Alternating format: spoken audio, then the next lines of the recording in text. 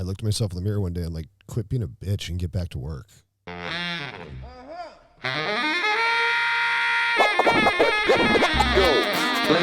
Ladies and gentlemen, you are now about to witness the journey that is the Lyfe Choyces podcast. Yeah! This month has been an interesting month for me, being that on the 26th of August, I say this month, this goes up in December, but where we are right now, August, September, my father's anniversary of his death of 7 years ago has just passed, and I've been going through a lot of things upstairs. Yeah. And a big part of that is I've been watching a show lately that has kind of brought back a lot of nostalgic. It's set in the time of when I was a child, late 70s, kind of through the 80s. And a lot of shit's, kind of reminding me of being a child, having both my parents around, which I only have one now. And so I'm just kind of in like a weird space, I guess you could say, when it comes to like my daily thoughts, because kind of missing my dad lately, and I wanted to bring you here today because I know that a long time ago, I think you mentioned 17 years ago, 14 years ago, you had lost your father, and you were how old at that time? It was like 3 days after my 30th birthday. 3 days after the 30th. Yeah. So you got a great deal of time with him, right? 30 years. But as I know, life just seems different on a daily basis, especially when it's brand new. When it first happens, regardless if you had time to know it was coming or not, it's a fresh scar, and it's hard to kind of pivot in life. And I don't know, like when you lost your father, was it something that you guys knew was going to be happening? He killed himself. Okay, see, yeah, that's a big difference. We had no idea. He had an inoperable brain tumor. Okay. And they gave him, 6, 8, 9, 10 months, like basically to live. And just to get to that possible year left, they wanted him to just be in chemo, like nonstop, and just doing testing and all this shit, and he just didn't want to do it. Which I could understand. My father was diagnosed with stage 4 lung cancer and stage 4 tumorous brain cancer. That's a tough combo. Yeah, all boom at the same time, and that was 3 years after he got diagnosed with prostate cancer, but that was like stage 1, so that was like an easy one, the easiest for us men to kind of deal with. 1 out of 3 of us get it. Exactly, right? It's pretty messed up. And unfortunately, maybe the rest of it was there, just not noticed or wasn't found at that time. And then 3 years later, he the same thing. Chemo was the option. I went with him one day once I found out what had happened. I went home and obviously went with him to the hospital. They gave him, I want to say they might have given him about the same, about a year, but unfortunately it was 7 weeks from the day they diagnosed him to the day he passed. Wow. Yeah, so it was kind of heavy. So I did not know that your father took his life. That's a whole other scenario. We can't ask our fathers, obviously, after the fact, what they were going through mentally or what happened. I can only assume that because your father was told not possible for anything else except for here's amount of time left, I'm guessing he chose just let's finish it now. Is that pretty much? Yeah. We had lunch on my birthday. And then he did it like 2 days later. And you don't have siblings, correct? I have a half sister. You have a half sister. Are the two of you close? So she is 10 years older than me, and she lived in Colorado most of her life. So she'd come and stay with us in the summers. We stay in touch. 30 years old, a couple days after your birthday, you just went out for lunch with them. What did that do to you as an individual? It really, it fucked me up. Yeah. Bad. I went off the deep end for longer than the grieving period should be. Which I learned when my mother passed. I got better at it, but you only get 2 shots, But I screwed the first one up. I was young, and I hit the bottle hard for, if you want to grieve, right? Everybody has to grieve. Don't do it too long. And I did it way too long. How long would you reckon? A couple years.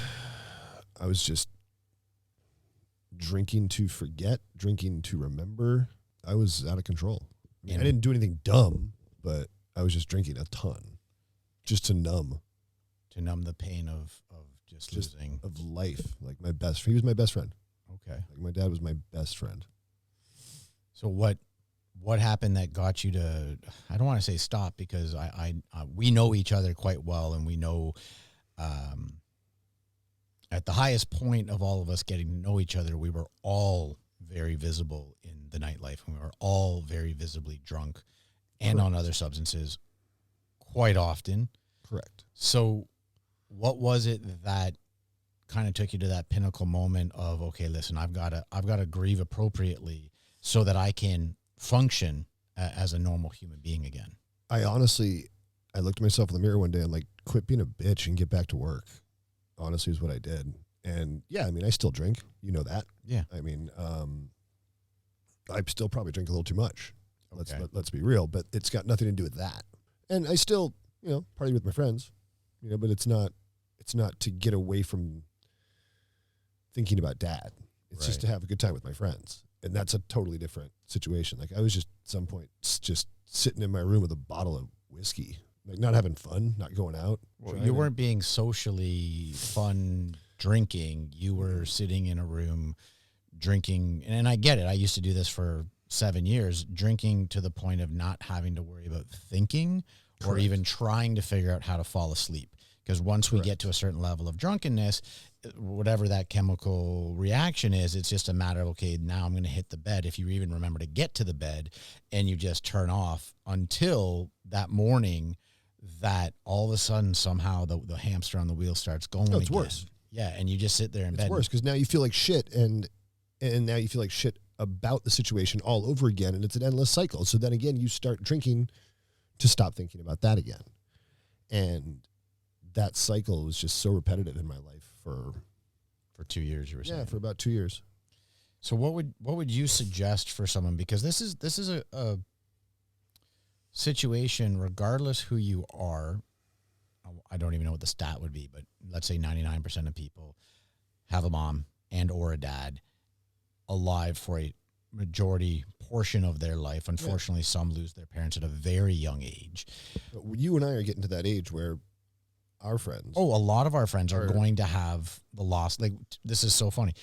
TJ and I were driving around in the car yesterday, and he mentioned that he had listened to an episode that Pete was on at the beginning of August, and I happened to mention his father, TJ, because when Big Ed comes in town, he hangs out here sometimes.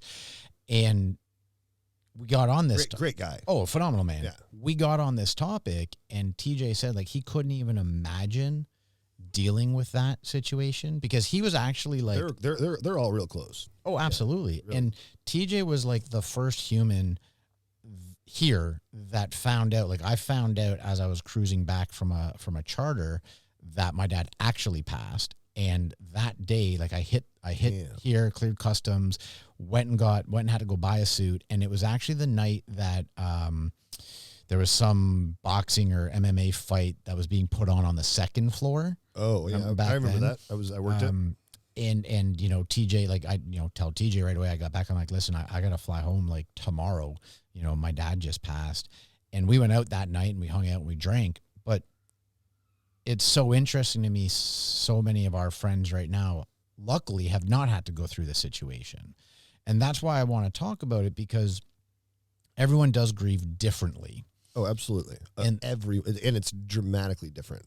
And I feel like a lot of us nowadays are really keen on, like you expressed the other day when you came over and cooked the abundance of shark for everyone, like you just care more about helping or giving to your community, to your friends, to those people. And I can't think of a better way than to express how we once grieved our situations of losing a parent, so that people know that when it comes time for them to have that situation, there are people like us that they can lean on. We've gone through it. We understand what the possible roads that you might take. A lot of roads. And hopefully learn from, what we did or didn't do correctly in that situation. How would you suggest for someone, because like you said, you felt that on, unfortunately, the second round with your mom, which was more recent. Yeah, that was 5 years ago. That was a totally different situation. It was possible that she was going to pass, but she had her third aortic aneurysm. She survived the first two, which is rare. If it ruptures, 90% of the time you die unless you're within like 5 miles of a hospital. And luckily, both times she got to a hospital, then was airlifted. Third one, I drove up. She was in Charleston ICU. I went up. I was with her for a week, and then she got cleared to a normal room. And I'm like, oh, she's getting better. Awesome. I got to get back to work. I head home. She dies 2 days later. The possibility was there. It was nothing like my dad's. My dad's was out of the blue. But that one, I handled that one pretty poorly, but not for 2 years. And when you say you handle it poorly, like Just drinking too much. just going down the bottle again. Yeah, just lots of whiskey. Okay. And I probably hit that for, I don't know, 2 or 3, 4 solid months. The realistic form is I wish there were more people that didn't have to do what we've done in our lives, which is when what we consider real shit happened to us, absolutely in my past, it was always the bottle. Like I have a bottle of whiskey right here on my leg tattooed to remind me how much that consumed my life for so long. Yeah. And for a lot of times, I didn't know how to deal with my emotions. Like, I didn't know how to confront them. I didn't know how to... I drowned them. I took them out.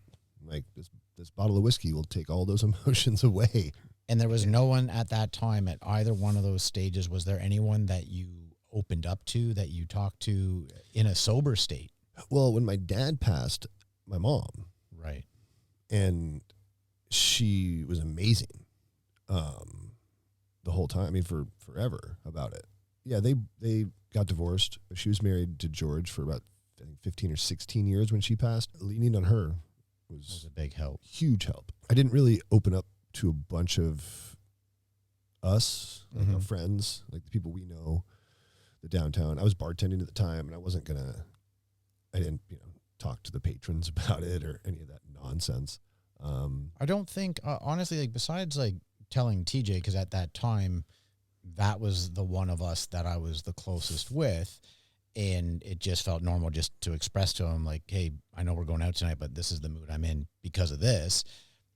Other than that, I'm sure I probably made a post, like, gonna miss you, Dad. And like, it's kind of what I did. I haven't done a post since then, I think. And of course, it's a strange moment because I didn't want people coming up to me. You know what I'm saying? Like, I understand that's part of life, and that's what my dad expressed to me when he was alive. This is part of life. Death is going to happen. You have to be okay with it. But like you said the other day to me, it's a weird thing when people act weird. Super weird. Right? They don't know how to say something. Super uncomfortable. Yeah. And I was fortunate because pretty much anyone that had to do with my family was back in Canada. So when I went home for that and we sit Shiva, it was, we stay in one spot, everyone shows up and everyone gives the condolences and you just kind of sit there and it's person after person after person. And then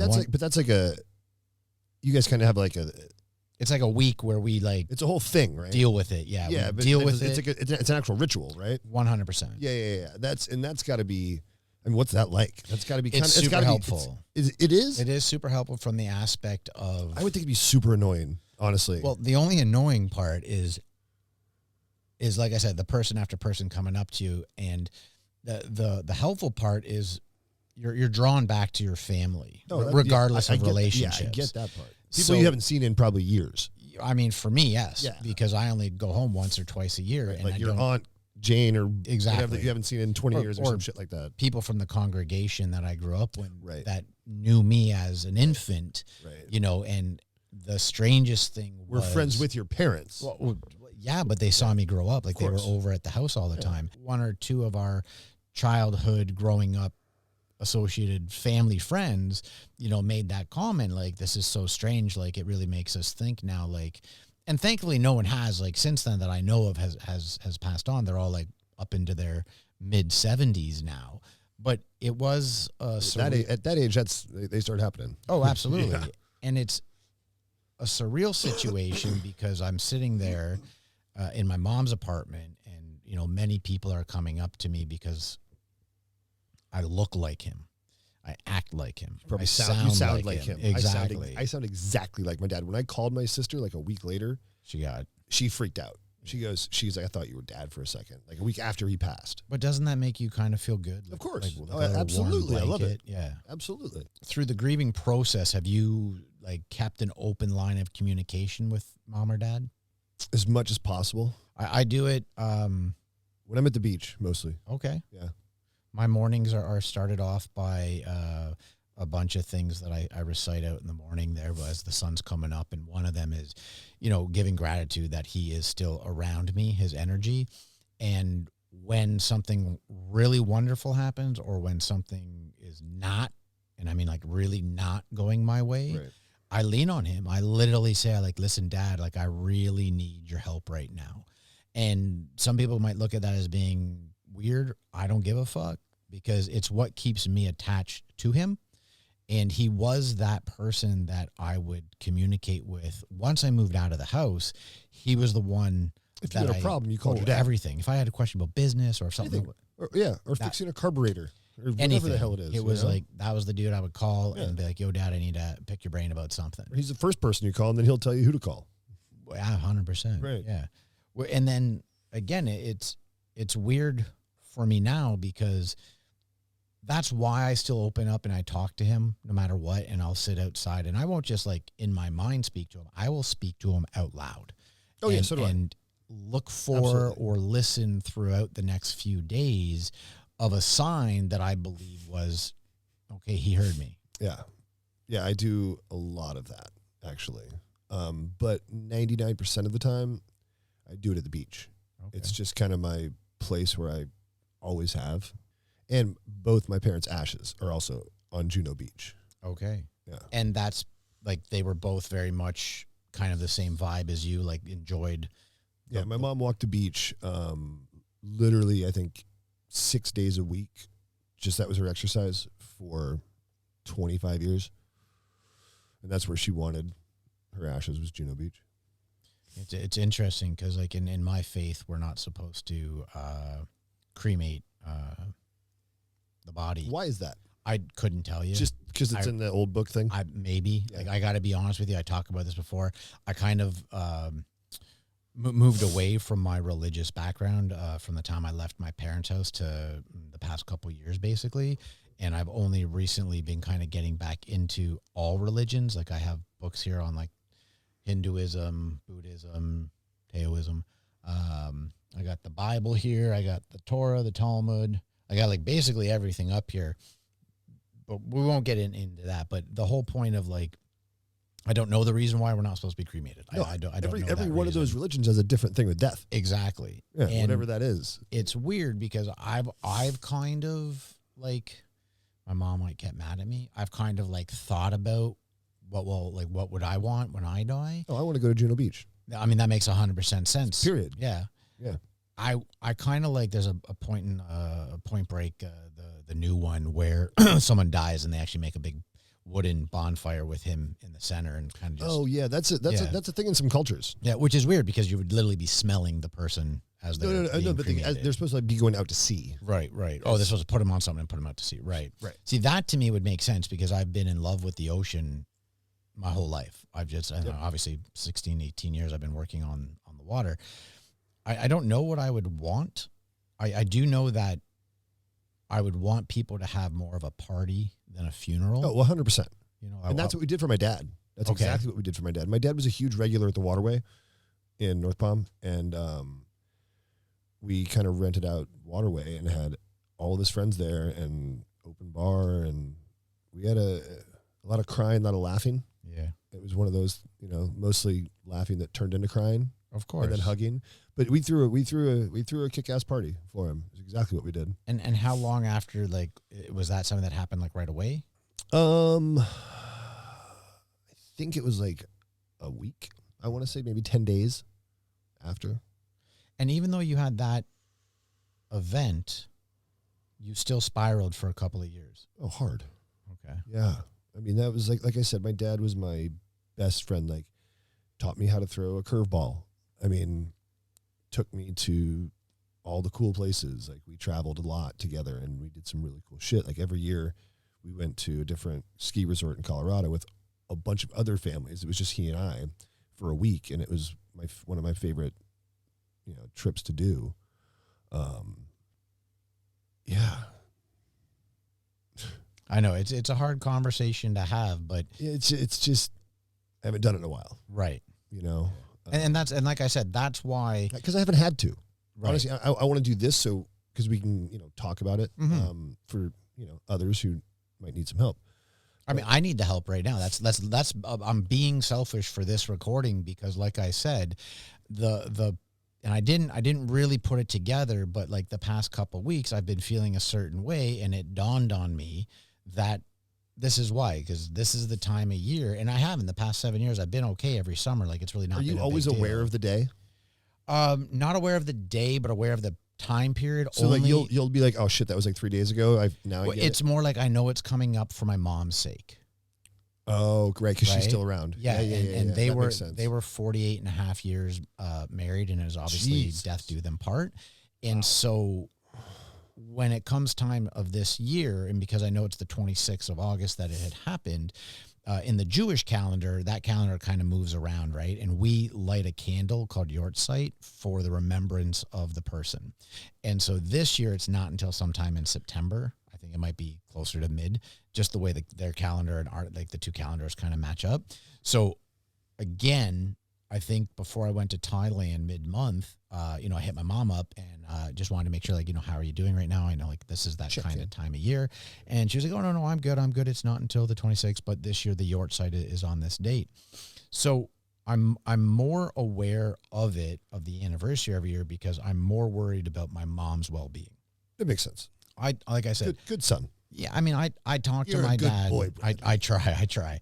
I talk to my dad regularly, and then for the past 3 months, I want to say, because every now and again I'll throw on Netflix, and this particular show just floods me with emotion. Do you want to keep watching the show because you kind of like it? I love the show, Right, but do you I also realize the mood that it puts me in.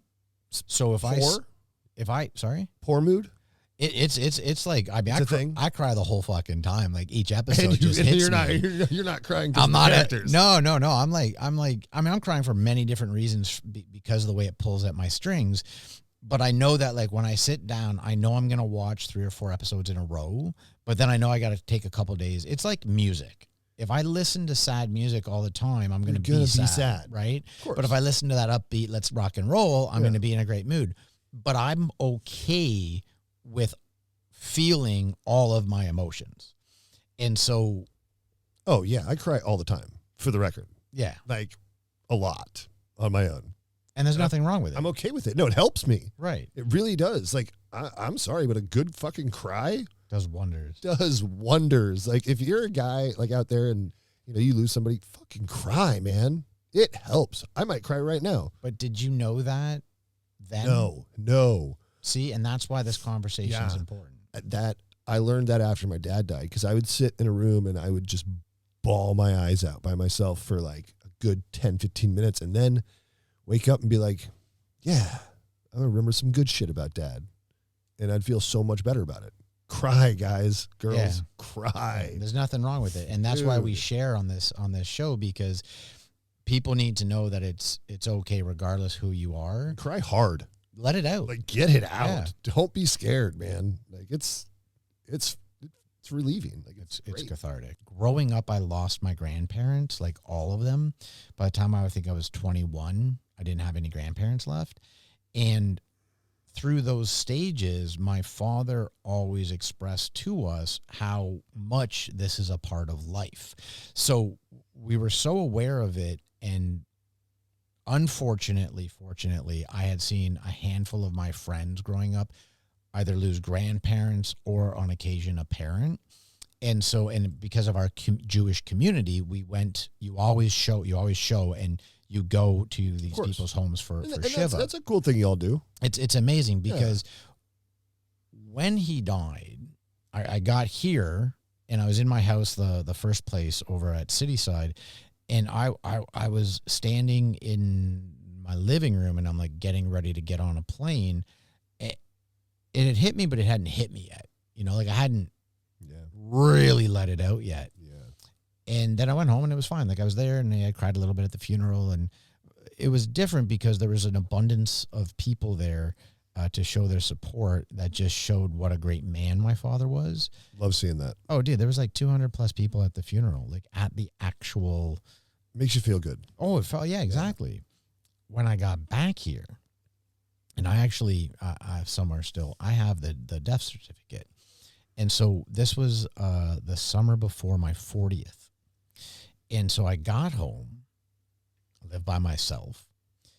And I'm, again, back in that, that is just, the faucet got turned on and I just bawled like a little baby. Oh, dude. I was like, oh my God, I'm not going to have my father here for my 40th. Like I lost my shit. Yeah. And then from there, I allowed the healing to happen. I think because my dad expressed how much this is part of life, my whole childhood, it was the one time I don't think the drinking really happened for more than a week. See, that's what it should be. If you want to get after it, for a little bit. By all means. By all means. Grab yourself a bottle of gin. Get after it. Who cares? As long as you're not an alcoholic and going through the 12 steps. Please. But if you can handle your shit. Yeah. Grieve. Cry. Drink. But stop. And that's the hardest part. I mean, it's easier said than done, but I mean, I did it differently each time and got better at it. What else would you suggest for someone? I would recommend traveling by yourself or, with your significant other. If you have one, yeah. I mean, usually they're a good solid rock to help you out. Absolutely. And if nothing else, just to have a human beside you. Right. Like sometimes it's a sounding board. Yeah, and sometimes we don't need someone to say shit. I sometimes you people just not to say shit at all. Yeah. And just sit next to you. Yeah. Well, like you were saying the other day, it's like, people get very, what was the normal shit that they say? Oh, yeah. I wanted to touch back on this. Let me know if there's anything I can do for you. Let me know if there's anything I can do for you. Can I get a burger? Like medium, some fries, like now. Like people don't know what to say. And that's what 99% of the people say. And I get it. Like, I'm not knocking it. But it's when you hear it so many times, I'm just like, I'll let you know. Like, thank you. So what to say to somebody?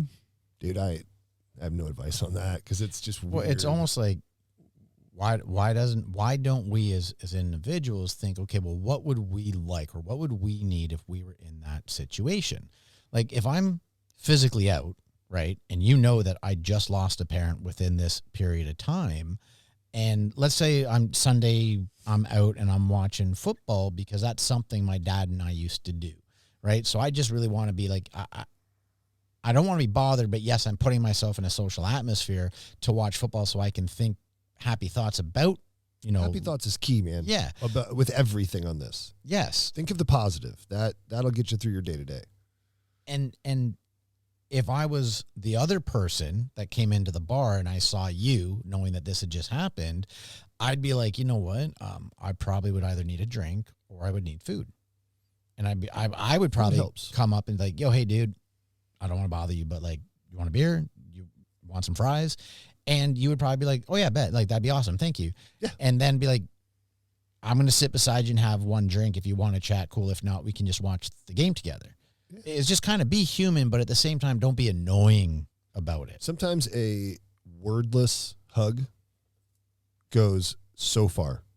You just walk up to somebody who knows grieving and just give them a big old hug. Don't say a word. It says more than enough. It says everything. Yeah. It says, I love you. It says, if you need anything, it says all of that without saying a damn word. That's one of my, those are the best ones. That's probably the best advice right there. Yeah. Our community, it's funny when it comes to the food topic, is in our community, what happens is all the different families can sign up to donate meals, because the whole point is for the 7 days you don't do anything, you just relax, you grieve, so people you relax. bring you like 7 days worth of meals. So families will sign up for lunches and dinners. That is for the next 7 days. That's kind of cool. Yeah, and it's all the normal traditional Jewish foods that show up from certain delis and markets and things of that nature. So it makes sense for me to say, like, if I saw you in that situation, I knew what had happened, I would come up and just be like, yo, to the bartender, like, has he ordered something to eat yet? And, no, okay, like, let's get him he normally eats like that burger. Let's get him that burger. And if he's having a beer, throw a beer down in front of him for me too. And that just makes sense to me instead of coming up and being like, yo, dude, you good? Like, can I do something for you? But at the same time, I don't want to knock that because people don't know what to say. Right. So they just want to say something because I got to say something. But it's kind of annoying. It does get on one's nerves after a while because, again, you want to be out, you want to be able to come back out into the public, live your life, go through the grieving, but not be, me personally, I don't want to be treated like differently. Yeah, exactly. Like, right. Yes, I am grieving, and yes, I have certain people I can talk Wordless to. hugs. Yes, wordless hugs. I think we'll just leave it at that. That's it. It's a tough topic to talk about, and I'm glad that you came by and chatted with me about it. I didn't know certain aspects of your life. That's another reason why I like talking to my friends on this show, because I get to know them even more than Same I did here. before. Yeah, with so you. Thank you very much. I appreciate the share. It's hard. Yeah. For everyone out there in Life Choices land, thank you very much for coming back each and every week, and we look forward to seeing you here next Tuesday at 2 p.m. on the Life Choices podcast. Much love, everybody. You are now about The Journey, Life Choices podcast.